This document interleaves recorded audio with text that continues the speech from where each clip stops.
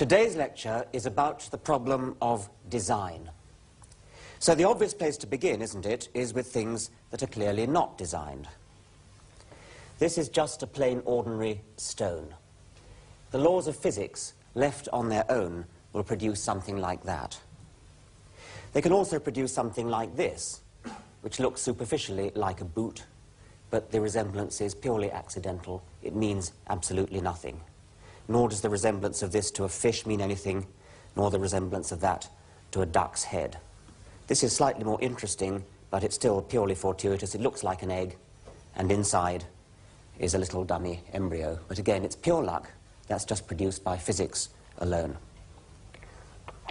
That's also true of these rather beautiful-looking crystals. But this is rather more interesting, because crystals are what you get when atoms, all of the same kind, are allowed to stack up together in the way that they, quote, want to do. It's a different kind of crystal, a desert rose, almost looks as though it might have been made by a jeweler. But all these objects are fortuitous. None of them is designed. All the stones belong in a category that I'm going to call simple. The same is true of clouds and stars. Nobody designed them. They came to be the way they are by the simple consequences of the unaided laws of physics. They're examples of the way things just happen to be. Now we're ready to look at some objects that really are designed. This microscope, nobody could possibly mistake that for an object that just happens to be the way it is. Everything about it has design written all over it. It has a long tube to look down, a lens this end, another lens that end, a mirror to reflect light up through the tube, knobs to change the focus, other knobs to move the slide from side to side and back and forth. Even the knobs themselves are roughened to make them easier to grip. A designed object. The same is true of this calculating machine. The same is true of this watch. There are some slightly more difficult cases. These flint arrowheads, there's not much doubt that they're designed. They are shaped in a way that you wouldn't normally expect a stone on the beach to be shaped. This one's a bit more doubtful. Experts tell us, archaeologists tell us, that that is a designed object, that some primitive people did indeed shape that for a purpose, and I'm prepared to believe them. But that's a slightly more difficult case. Never mind about them. There are plenty of objects which are absolutely obviously designed. What do they all have in common, these designed objects? They are all good for some purpose, and they couldn't have come to be the way they are by luck. The microscope is obviously very good at its purpose of greatly magnifying objects, and most certainly it couldn't have come about by luck. If you take a lot of atoms and shake them up at random, then you may get a crystal, but you will not in a billion years get a microscope. This is a gazunder, so-called because it goes under, and it has a more humble purpose than the microscope, but it works very well in its purpose. It's clearly designed. Once we realize what its purpose is, which is to hold water, we can come up with a crude measure of how good it is. We can say the cost of the pot is the amount of clay that goes into it, and the benefit of it is the amount of water that it holds. And so its efficiency is the ratio of the weight of water that it holds to the weight of clay that goes into making it. If we compare it with this pot, which is not made by man, but is a natural stone, it also would hold water, but it wouldn't hold very much water for the amount of stone that goes into it. Its efficiency ratio is not very high, and indeed it's not a designed object. It is a simple object which just happened to be. So we've divided these objects into those that are designed and those that I'm calling simple. But now I want to introduce a large and very important category of objects that are certainly not simple, and I shall argue that they are not designed. But they look overwhelmingly and compellingly as though they were designed. And I'm going to call them designoid objects. Designoid objects look designed, but they actually got their designed look from a very different process, which we'll come on to later. You may find it hard at this stage to believe that designoid objects are not designed, but just wait. So let's have our first designoid object. Thank you. Now this is Andrew, isn't it? And what's the snake called? Squeeze. Squeeze. The snake's called Squeeze. It's a boa constrictor, and it is a magnificent example of a designoid object. It looks as though it's been beautifully designed for a purpose, and one of those purposes is swallowing prey which look very much too large for it to swallow. And one of the ways in which it achieves this is by the head. All right. The bones of the head, the bones of the skull, are capable of detaching, coming apart, under the skin, of course, so that the head swells to a huge size relative to what it starts. And there's a great gaping maw, which is capable then of swallowing very much larger prey than you'd think. The skin here is a beautiful mottled colour, which you could imagine would be very, very highly camouflaged in a forest. The snake has lost its legs. Losing legs is a very common thing among reptiles. There are many lines of evolution of reptiles which have lost their legs. What the boa constrictor is best at is throttling its prey. And I think that both Andrew and Squeeze deserve a round of applause. Thank you very much.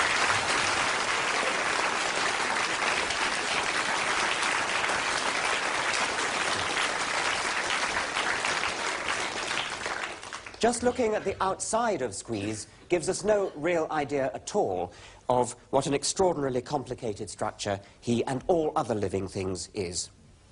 A living thing like Squeeze is not just more complicated than the microscope. It is billions of times more complicated than the microscope. Let's come back to pots. We've seen a designed pot, and we've seen a simple accidental pot. Now, here's a designoid pot. This is a pitcher plant. Here you see the individual pitchers. There's an enlargement. They're filled with water, and they're traps for insects. Insects fall into the trap and drown. This is how a pitcher begins. This is the next stage in development. It begins as a leaf. You see the hole just beginning to form. This is a young pitcher. And then we're going to see, there's the full pitcher, there's a fly climbing up it, there's a slippery area at the top, the fly's down into the water, it's now going to drown, and in due course, its products will be digested by the plant. Here is a live pitcher plant, here is one of its pitchers, you can see the little lid over it, there's the slip zone there, and inside is the water. It appears to be a well-designed object, a well-designed pot. If we were to do our cost-benefit ratio, our measure of the amount of water that it holds over the weight of the plant material itself, we'd find that it was a very efficient pot indeed. But we'd also find that if we looked inside, cut sections of it, it would have a very complicated structure. This is the inside of a single cell of a pitcher plant through an electron microscope. And you can see the complexity of it. What's more interesting is that this internal structure is very well fitted to make a lot of oxygen and secrete it into the water of the pitcher. And this has a very useful effect, because in the water of the pitcher are living a motley crew of little maggots and other insects. Now, what are they doing? Well, it's all very well eating insects, like a pitcher plant does, but a plant doesn't have any teeth, and it's difficult to eat insects if you haven't got teeth. So what the pitcher plant in effect does is to borrow the teeth of these maggots in its pitcher. What the maggots do is they eat the prey that fall into the pitcher, and then their excretory products are what are finally absorbed by the pitcher plant. So really the pitcher plant is just getting the same thing as any other plant gets when it eats manure, in effect. But what the pitcher plant is doing is sequestering for itself a private supply of manure by luring insects and by supplying the maggots that live in the pot with a nice oxygen-rich freshwater atmosphere which otherwise they wouldn't like to live in.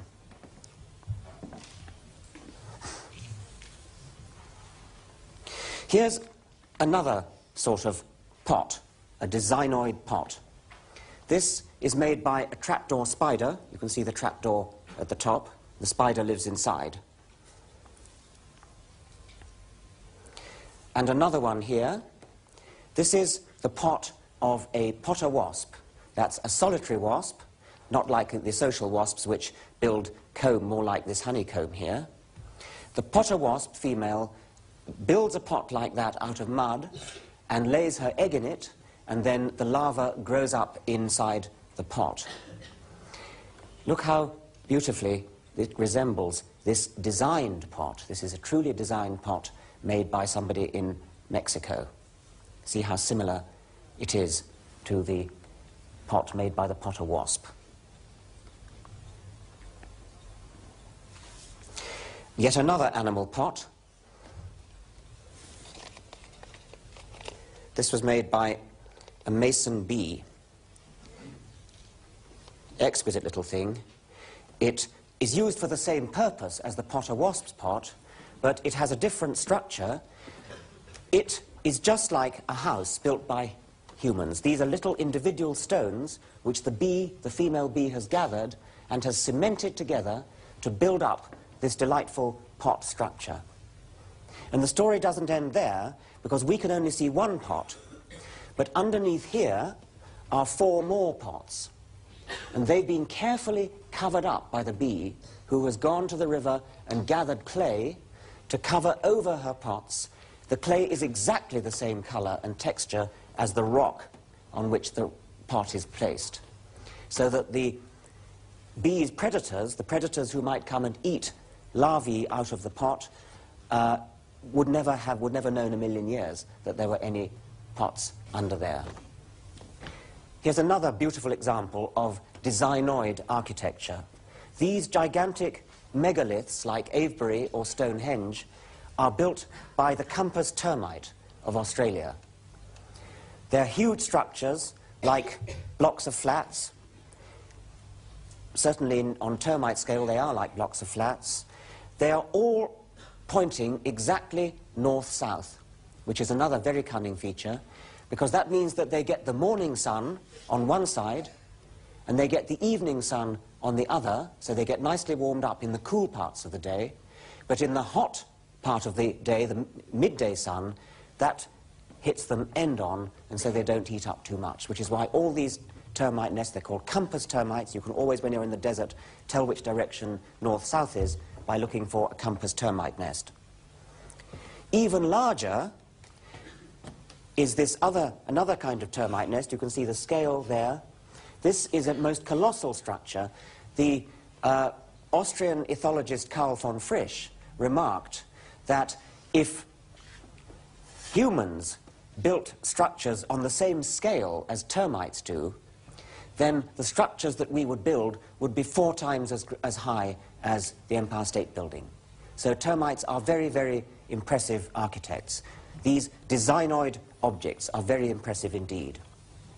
We're switching now from objects which are apparently designed by animals to the design of animals themselves, the apparent design of animals themselves. And I'm beginning with camouflage. If you were walking through the desert, you would probably think, to a casual look, that that was a stone. But it's not a stone, it's a grasshopper. It just looks like a stone, and it gets protection from looking like a stone. And in the next example, this looks to me exactly like seaweed. It's one of my favorite of all designoid objects. It is in fact a fish. It's a seahorse. There's its head, there's its neck, there's its body. And these objects sticking out here are part of the fish's body, but anybody would think that they were parts of a seaweed. They look exactly like parts of a seaweed, and the seahorse hides among seaweed of just the right type. It's almost perfectly camouflaged. And we have a few more examples. This is a film of, and you'll see what it is in a moment, it's in fact a leaf insect. There's the shield over the thorax, there's the head, here come the wings, and when it isn't moving, perhaps even when it is moving, it looks exactly like leaves. It's just flown off. Here's another thing, looks just like a plant, turns out to be a green snake. And this, you would think, was a plant with a bud on the end, a long green stem, more buds. Only when we get to the front end do we just about spot that it has an eye, antennae, and legs. It is, in fact, a stick insect. Look at these leaves here. Autumn leaves. Look at the vein up the middle of the leaves. Look at the veins on either side. Look at the little splodges of dark-coloured mould on the leaves. But those are not leaves. Those are butterflies. Look there, you can just see the body there, there, there, there. That's what these butterflies look like when they open their wings.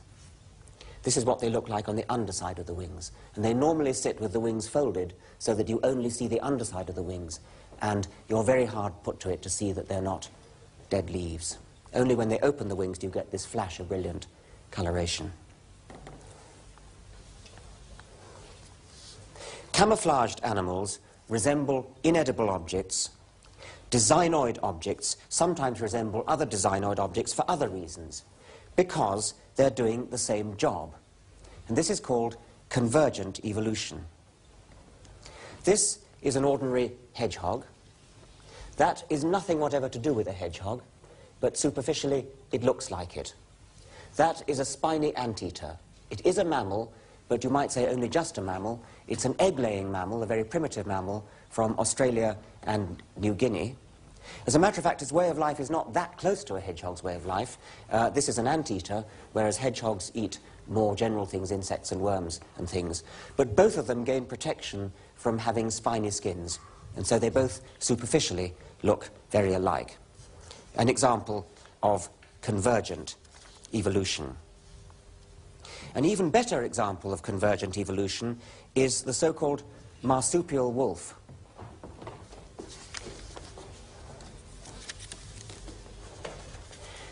Now, if you saw that going along on a lead down the street, you would think it was a dog.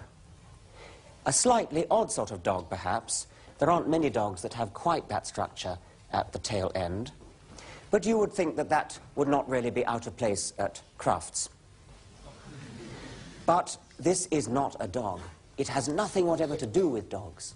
This is a marsupial. It's much more closely related to kangaroos and wombats and koalas. It's now, most unfortunately, extinct, only fairly recently extinct. It went extinct this century in Tasmania, went extinct some thousands of years ago on the mainland of Australia.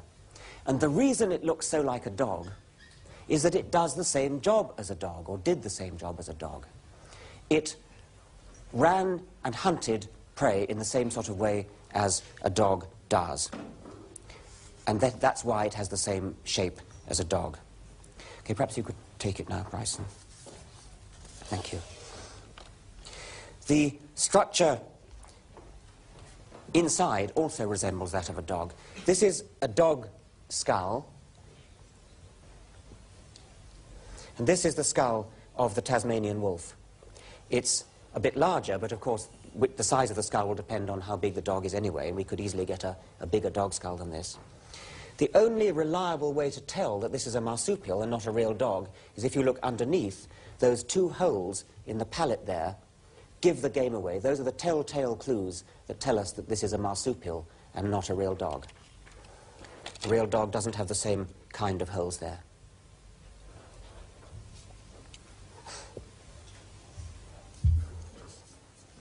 Well, that's convergent evolution among designoid objects. Designed objects, too, sometimes resemble each other because they're doing the same job. Two aeroplanes closely resemble one another, not because of industrial espionage, not because of imitation, but because the wind tunnel is a great leveler of differences. These planes have both been designed for the same purpose, And when you design planes for the same purpose of flying very fast through the air and carrying a large payload of passengers, those planes are going to come out looking pretty similar. In just the same way as the dog and the marsupial wolf come out looking similar.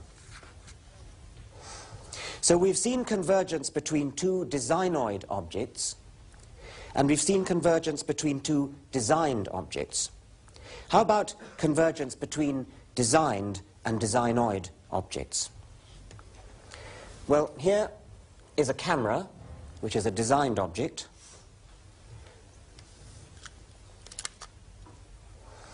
And here is an eye, a designoid object. They both do something very similar. They both have a lens at the front, which focuses an image on a light-sensitive surface at the back. In the eye, it's called the retina. In the camera, it is a film. There are detailed resemblances as well. Both of them have an iris diaphragm, opens and closes to regulate the amount of light that goes in. In an automatic camera, the amount of light that goes in and out is automatically regulated by a light meter. It says when it gets brighter, close down the hole. When it gets darker, open up the hole. And the human eye also has an automatic light meter. Now, I wonder whether we could have a volunteer to... Right, in the front row there. Yes, right.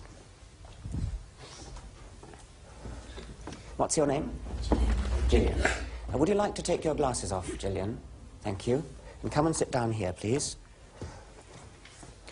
Now, what you do, please, is look into the camera there, and they're going to take a picture of your eye, of your iris. What I'm going to do is I'm going to shine this light into the other eye. And I hope it won't be too bright. And what we hope to see is that your iris will contract when I shine the light in. So look into the camera, and I'm going to shine the light. Did you see it contract? Look into the camera. There it contracts. Do you see it? I think it's best perhaps to look into the eye that I'm actually shining the light into. And not you. Look into the camera. Is it too bright for you? No. Okay, look into the camera. There it goes. Do you see it? Thank you very much, Gillian.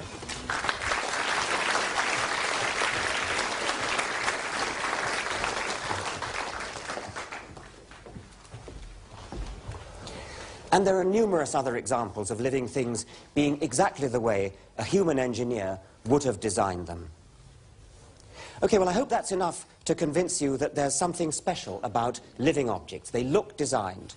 They look overwhelmingly as though they are designed. I call them designoid, and I asked you to accept this different title. But it's terribly, terribly tempting to use the word design. Time and again, I have to bite my tongue and stop myself saying, for example, that this Swift is designed for rapid, high-speed, highly maneuverable flight. And as a matter of fact, when talking to other biologists, none of us bother to bite our tongues. We just use the word designed. But I've told you that they're actually not designed, and coined the special word designoid.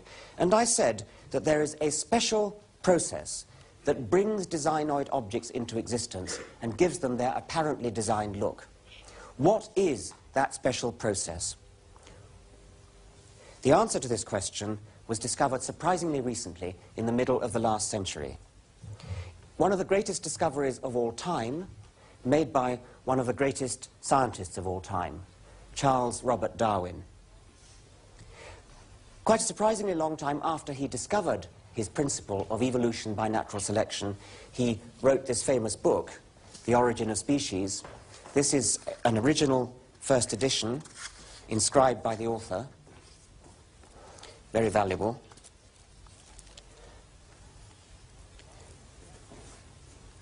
Darwin began his argument on natural selection.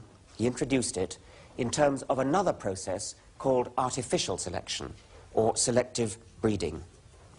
All these vegetables here have been bred by human breeders for different kinds of food purposes. There's ordinary cabbage, cauliflower, red cabbage, broccoli, Brussels sprouts, kohlrabi. Each of these different sorts of plants has emphasized a different aspect of the original wild ancestor, the wild cabbage. So kohlrabi, for example, has a greatly swollen stem. Cauliflower has a greatly enlarged flower. So does broccoli, but in a different way. They're all descended over the last couple of thousand years from the same wild ancestor, the wild cabbage. Now that's the wild cabbage as grown by Bryson. Bryson has many virtues, but green fingers are not among them. Nevertheless, if you were to take this home and grow it for a little while, water it properly and look after it, it would grow up into a wild cabbage. It wouldn't look very like any of those cabbages. That's the point I'm making. They've all come from the wild cabbage, but they're all very different from the wild cabbage. All the breeds of domestic dogs have been bred from the same common ancestor, namely a wolf. Those dogs look terribly different. You'd never think they were members of the same species, but they all, in fact, come from the same species, a wolf. Now, how do we get, what is this artificial selection, this selective breeding, that enables you to go from a wolf to something like that, or that, or that? Well, I'm going to tell you very, very briefly what it is. You start with your ancestor, the wolf. And I'm going to suppose, for simplicity, that everybody on this side of the room is going to imagine breeding for smaller and smaller wolves, and everybody on that side is going to imagine breeding for larger and larger wolves. So in every litter of wolves that we get, if you're on the small side, what you do is you look out for those individual puppies that are a bit smaller than the average. And those are the ones that you breed from. And on this side, you breed from the larger ones. Now, it's going to take a long time. Generation after generation, you mate together relatively small dogs, wolves, and on this side, you mate together relatively large wolves. And after many generations, perhaps hundreds, perhaps thousands of generations, perhaps a couple of thousand years of this selective breeding, because there are genes involved in controlling the differences between the different puppies, cubs, eventually you may end up with something like what I hope is now going to come in. That would be the end product of breeding for larger and larger sized wolves.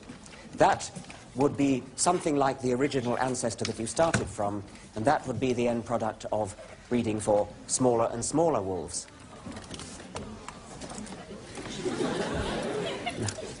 What are their names? Jemima and Wilf are Chihuahuas. Jemima is a smooth-haired Chihuahua. Wilf is a rough-haired Chihuahua. And both of them, comparatively recently, are descended from a wild wolf. What's his name? Sequin. This is Sequin, who's a German Shepherd. And I think we could say that Sequin is the one who most resembles the ancestral wolf. And this is Archie, that's a fine name. Archie, a Great Dane, and he's what you get from breeding for larger and larger size. But they're all descended from a wolf, they're all cousins of one another, and Sequin is showing great interest. So thank you very much indeed. Thank you.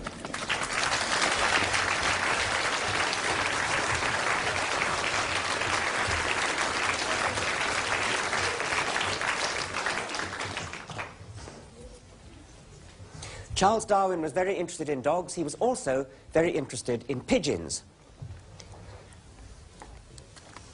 Thank you.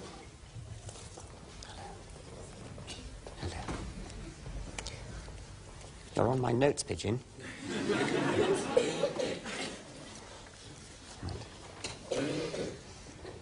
This is a Marcinero cropper. It's a pigeon which has been bred by artificial selection from the wild rock dove, and in this case it's been bred for thickness of feathers and for size of crop. You see the great big crop at the front, which is blowing up like that, and see how big the feathers are.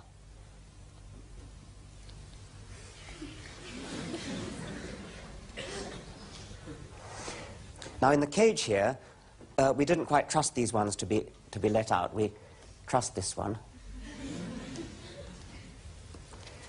This is a domestic flight pigeon, and you see how it's been bred for this curious little ruff round the back of the neck, and also the red ring round the eye.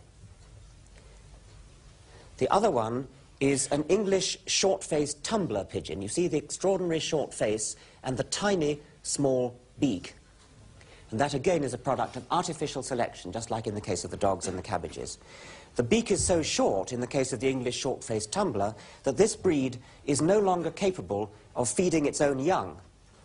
And so the only way that breed can be reared is by its babies being reared by pigeons of another breed. That sort of thing often happens, by the way, with artificial selection. It's true of bulldogs. You probably know that the bulldog breed of dog has a head that's so big that it can't be born. And the only way a bulldog can be born is by caesarean section. And so the entire breed depends upon humanity to keep it going. If we went extinct, the bulldog would go extinct. Now, artificial selection, the process that produces these dogs and these pigeons and these cabbages, is too slow for us to see during the course of one lecture. But we can imitate it on a computer. And I'm going to do it with a program called Arthropomorphs. These are arthropomorphs. This is the parent arthropomorph, and round the edge of it are 8 child arthropomorphs. And they resemble the parent very closely, but there may be a genetic change, a mutation, a random genetic change as you go from parent to child. So that one, for example, has longer legs. That one's got its legs up instead of down. And the way you breed arthropomorphs, could I have a volunteer to... My goodness. Right, yes, thank you. Have you ever used a computer with a mouse? Yes. Yes, okay. What you do then is you choose the one you want to breed from and just click it once.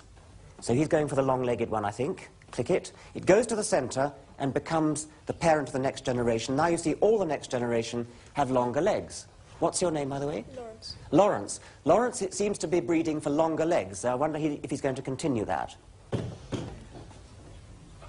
That's right. Keep going. Don't wait for me. Just keep on breeding. Okay, Lawrence likes long legs. And they're getting longer and... Okay. Now, what I said was that these creatures have genes which are going from parent to child. What would I mean by talking about genes in a computer? Well, in a computer, of course, genes would just be numbers. They're not real genes, they're not made of DNA, but nevertheless they are genes in the sense that they are what go through from generation to generation. There's no sex in these creatures, by the way. These are all reproducing asexually, like stick insects and like aphids. Carry on.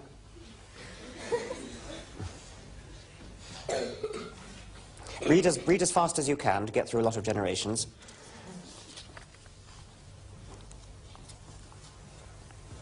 So what we're seeing now, what Lawrence is doing, is artificial selection, just like our ancestors did with dogs and pigeons. But he's managing to achieve in a couple of minutes what would have taken several centuries for our ancestors to have achieved.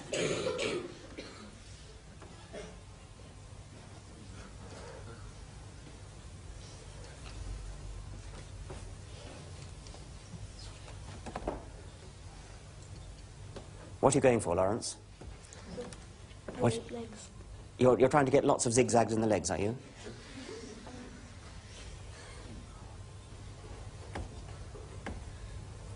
All right, perhaps we'd better proceed now. So thank you very much indeed, Lawrence.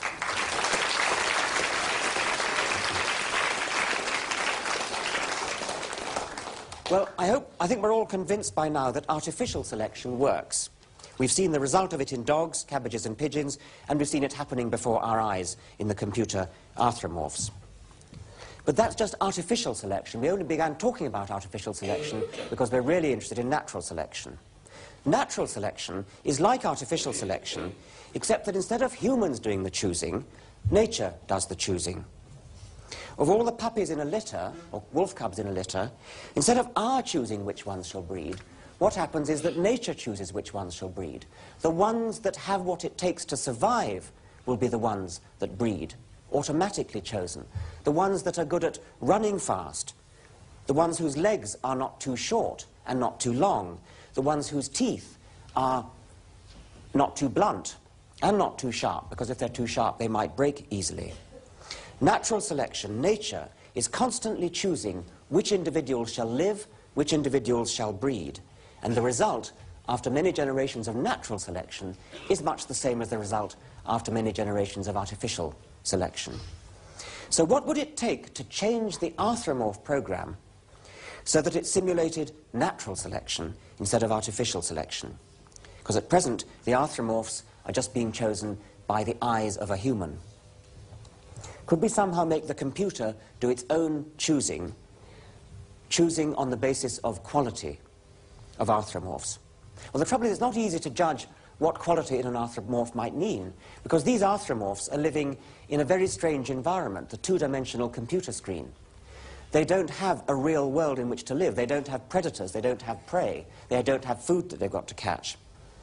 Perhaps we could do better if we made a computer model of a two-dimensional designoid object, like a spider web. Now, if we could have the lights down, I think we might be able to see. Now, there is a spider in the middle of its web, and that, I think, shows quite nicely. Good.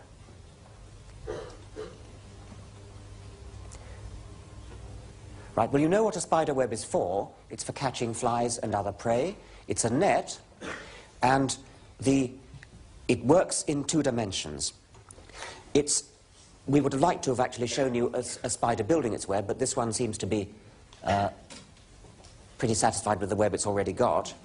So what I'm going to do instead is to show you a computer reconstruction of a spider's movements while it builds a web. Now, I have to watch carefully. This is rather speeded up. Can we have that more slowly now, Peter? What the spider's now doing is the radii of the web. Now it's doing the structural spiral, which is a kind of scaffolding, and now it's doing the sticky spiral, which is the bit that actually does the business of catching the flies. Let's have it once more slowly. Right. Right, there are the radii. Now it's doing the scaffolding, and now it's doing the real sticky spiral. What we're seeing there is not actually a picture of the web itself. That's a picture of the movements of a spider that were recorded on a particular day. That's a particular spider on a particular day. Its movements were all fed into the computer, and now the computer is playing it back to us. But that's just a recording of the web of a real particular spider. Now, in order to do our trick of making an arthromorph-like program out of spider webs, we've got to make the computer behave like a spider. And this is the program written by Peter Fuchs, so I'm glad to say is next door, controlling the computer.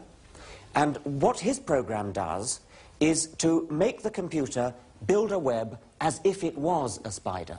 So the computer is holding in its little head the rules that we know something about of how a spider builds a web.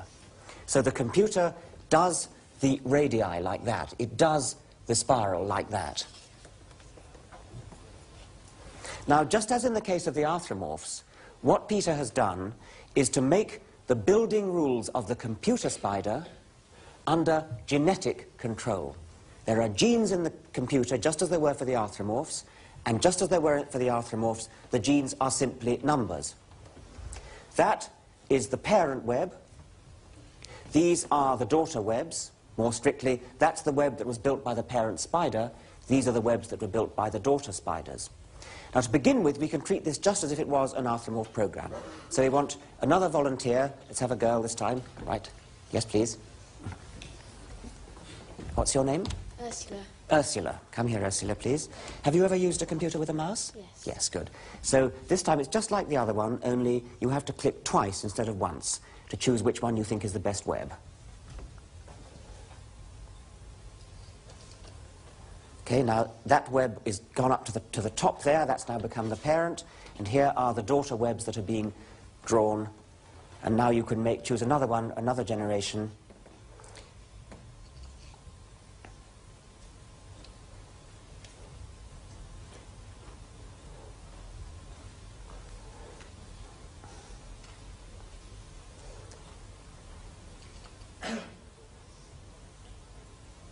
So you see, we're doing just the same as we did for the arthropomorphs, but now we've got spider webs coming. But the point we were going to go for was not artificial selection. The whole point of doing this with spider webs is to do something like natural selection. And to do that, we simply make the computer work out how good each web would be at catching flies. And we can do that because, unlike the case of the arthropomorphs, the webs are two-dimensional structures, and we know what they're for. They're for catching flies. So the benefit is simply going to be the number of flies caught, and the cost we can calculate because the cost is the amount of silk used. Spider webs are made of silk. So the cost of a web is the amount of silk used, and the benefit is the flies. Now, if you'd like to stop now, Ursula, thank you very much. Thank you.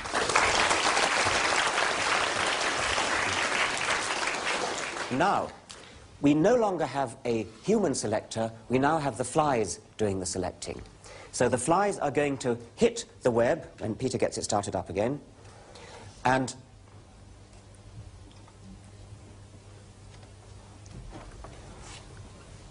right, so now we've got a new generation of webs being built, and we're now going to see the flies hitting the webs.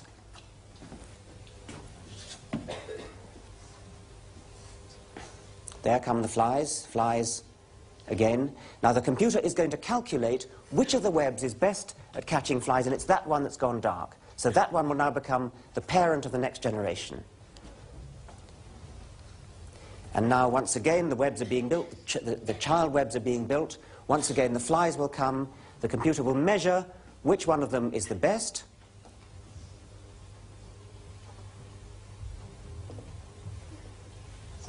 There it is, and that becomes the parent of the next generation. Now, it wouldn't take very long for us to see the evolution starting from no web at all and going to a nice web that works very well. But we haven't quite got time for it, so instead what we did was to let the computer run all night, all last night, and we've got a fossil record of all the webs that were built during that time. This was the starting web, the thing that started at the beginning of the night's run, and then every 20 generations we have a printout of the shape of the web. So we see we start with almost no spiral at all, and you could imagine the flies just whizzing straight through and not getting caught. But then natural selection in the computer led to a gradual improvement in the web, more and more spiral, more and more flies caught, and so evolution went in the direction of a nice full web with a nice full spiral like that, catching lots of flies. That all went on in the computer last night, very fast, telescoping into one night what would have taken thousands of years, perhaps millions of years, in nature. In nature, the successful and the unsuccessful webs would not, of course, be judged by the computer doing a calculation about how many flies would have been caught, would be expected to be caught. They'd be judged automatically, the webs would be judged automatically, and without any thought, by the flies themselves. The flies themselves just fly into webs, thereby choosing webs for breeding. The flies don't know they're choosing the webs for breeding. They don't particularly want to fly into the webs, but nevertheless the consequence of their inadvertently flying into webs is that the spider that built the successful web is a spider that's more likely to breed, and therefore more likely to pass on the genes for building that sort of web. So as the generations go by, webs get better and better and better, just as they did in the computer in our overnight run. That's natural selection in the case of spider webs, and exactly the same principle works for every living creature, for the bodies of every living creature. Every lion and tiger, every camel, every dog, every human, every giraffe. They all have evolved by the same process of evolution by natural selection. So the Darwinian view is that designoid objects are not designed at all. They have evolved by natural selection. The most popular alternative to the Darwinian view is called creationism. Creationists believe that designoid objects are really designed objects. The only difference is that whereas these designed objects were designed by humans, these designed objects were designed by a divine creator.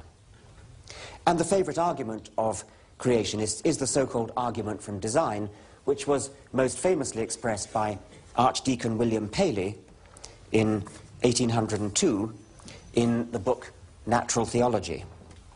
And Paley begins his book, "In crossing a heath, suppose I pitched my foot against a stone and were asked how the stone came to be there.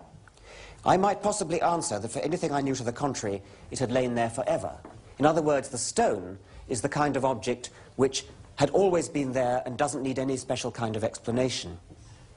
But, Paley goes on, what if I accidentally kicked a watch? The watch, I open it up, I see the mechanism, I see the cogwheels and the springs, everything about it looks designed. It had to have a designer. It had to have a watchmaker.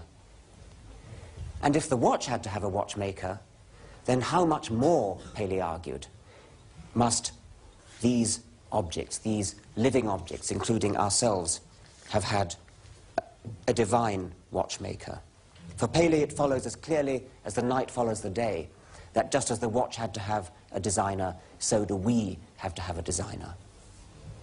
But of course, just to show that animals and plants look as though they've got a designer begs the question.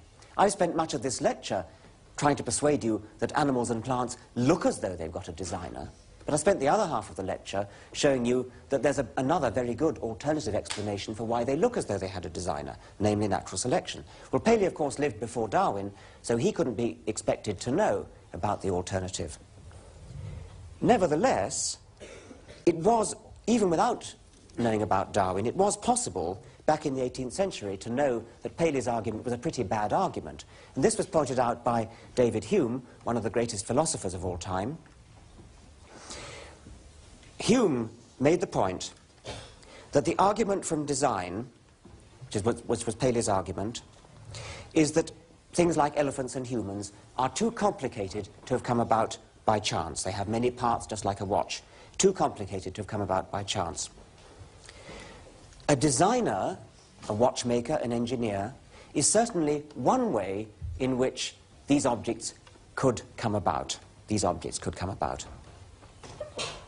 But a watchmaker, or a designer, or an engineer, if he's to be any good as a watchmaker or an engineer, must be a pretty complicated object himself.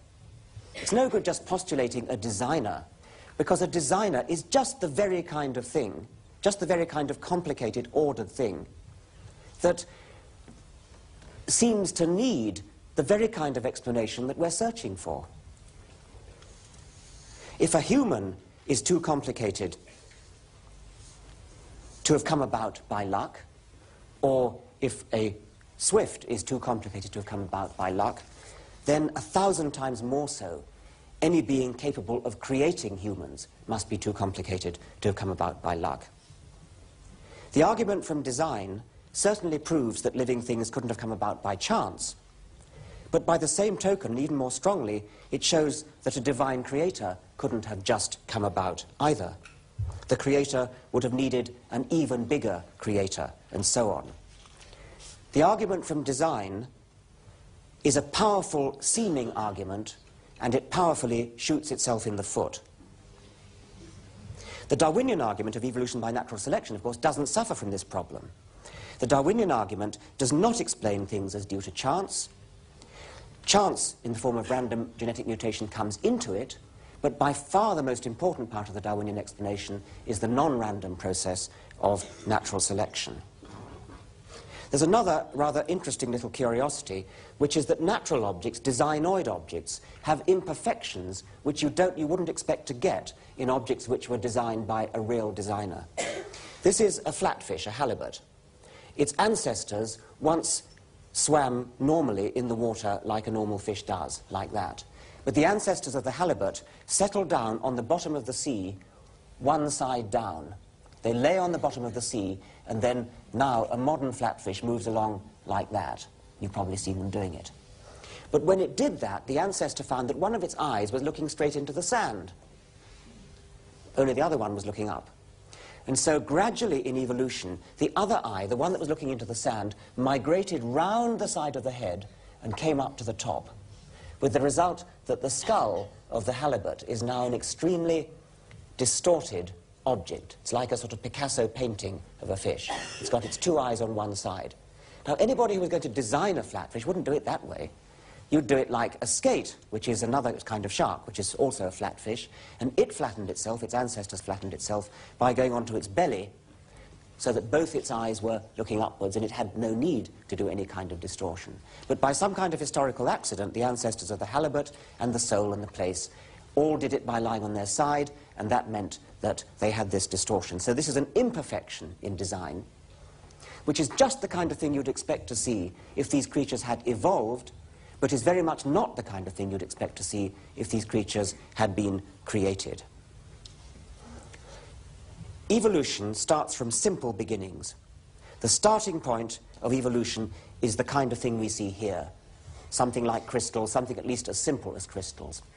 And it builds upon simplicity to get towards complexity. We start with a simple foundation. Simple things are easy to understand. We don't have to start with a complicated thing like a creator. On this simple foundation are built designoid objects by natural selection. And only when we have designoid objects with brains as big as human brains does design finally emerge. But why do I say just humans for design? Isn't it rather unfair to the wasps that built these pots and bees and spiders and things, rather unfair to this oven bird that built that mud nest, or that nest of social wasps, which is very similar to that convergently, also built of mud? Why do I use the word design only for human creations and not for the manufactures of these animals? The difference is that human designs get their goodness and efficiency from conscious human foresight. Wasp pots and oven bird nests get their efficiency directly from natural selection, by a kind of hindsight rather than foresight. Genes are selected which influence the bodies of the oven bird and the wasps, and particularly the nervous systems which influence the building behavior. The birds and the wasps have no idea of why they're doing what they do. Natural selection simply favors those that build good nests. Humans, on the other hand, do build with foresight. At least they do usually. This is an engineer called Ingo Rechenberg from Germany who designs windmills, and he claims that he designs his windmills by a kind of natural selection. He does it by putting his windmills in a wind tunnel, measuring how good they are, and then, as he calls it, breeding from those windmills that are good at spinning round in a wind tunnel. The windmills have genes, and again not real genes, but they are numerical attributes. They're numbers that are used to make other windmills that resemble the parent windmill. And in every generation of windmills, he breeds from the ones that do best in the wind tunnel. And after many generations of testing them and breeding, testing and breeding, he ends up with a windmill that he claims is better than you would get by the ordinary processes of engineering design. But you could say that all engineering design, and even all art, has a certain Darwinian component. And I want to illustrate this with another computer program called Biomorphs. So can we have a volunteer to run the Biomorphs? Oh, dear, dear, dear. Right, yes, please. What's your name? Rachel. Rachel. Have you ever used a mouse before? Yes. Good. Now, there you have some biomorphs. Try one of those now.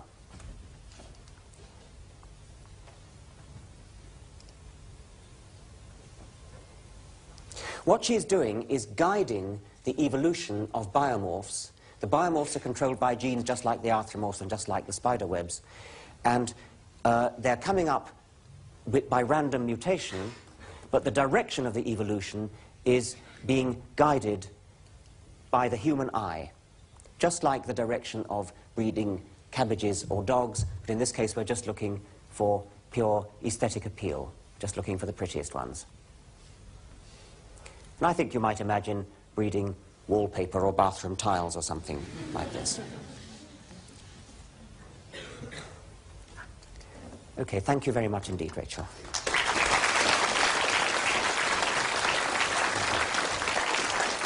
But in any case, all creation, all design, all machines and houses and paintings and computers and aeroplanes, everything designed and made by us, everything made by other creatures, is only made possible because there are already brains put together as designoid objects, and designoid objects come about only through gradual evolution. Creation, when it does occur in the universe, is an afterthought. When creation appeared on this planet, it came locally and it came late. Creation does not belong in any account of the fundamentals of the universe. Creation is something that, rather late in the day, grows up in the universe. Thank you very much.